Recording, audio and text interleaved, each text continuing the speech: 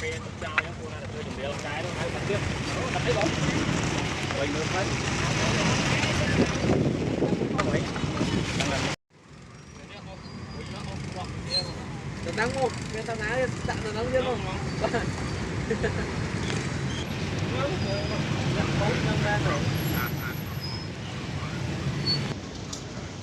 Qua đây vui vậy? Cảm ơn.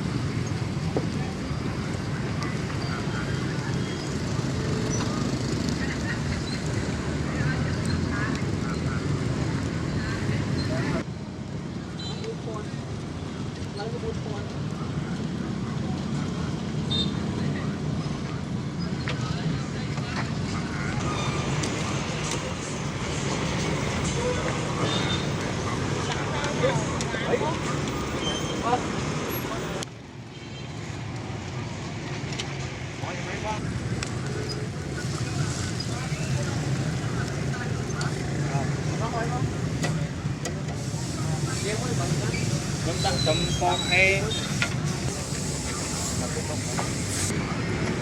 Cháu bên qua lại bên con tôi nó sao thấy à?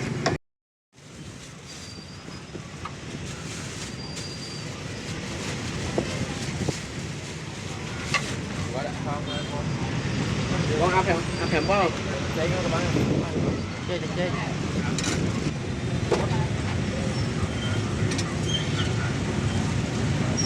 Đừng hát khối đá xí cưỡng bắn nó xẹt luôn kìa. Mềm rí với nạc khối.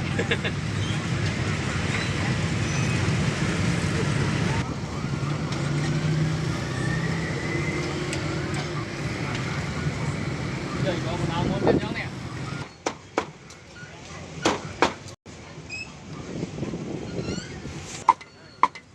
Bên đó một chân là mình này nó ta đuôi này, nó là cân con này. Còn mình thấy nắng tới cỡ nhưng mình cái tên ai có mình sẽ đặt lên cả Tên này nè lô về tập trao nhá, cô này là chơi chuẩn bị là đi cho vì cho cô ấy cái thời thơ cái ai những cái chặt đội tông nếu mà thằng này nếu mà tôi cho cô bây giờ tôi đẹp là cái mùi lá nó còn lấy những cái mò này không cái nó cái bắn tiếp nó thấy bóng quay nước đấy không ấy đang là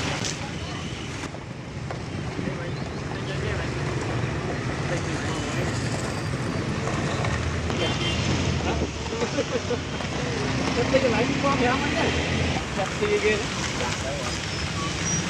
rồi mình chặt mà nó nhả đấy không lắm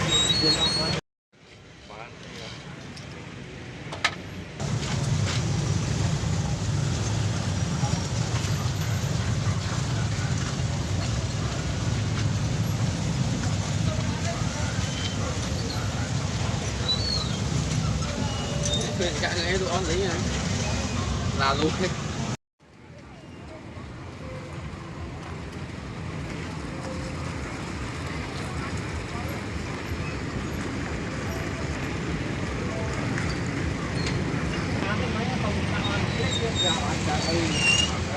bay nó ra cái nó khó gì có con nó mới nếu con chơi bằng tay vậy thôi đó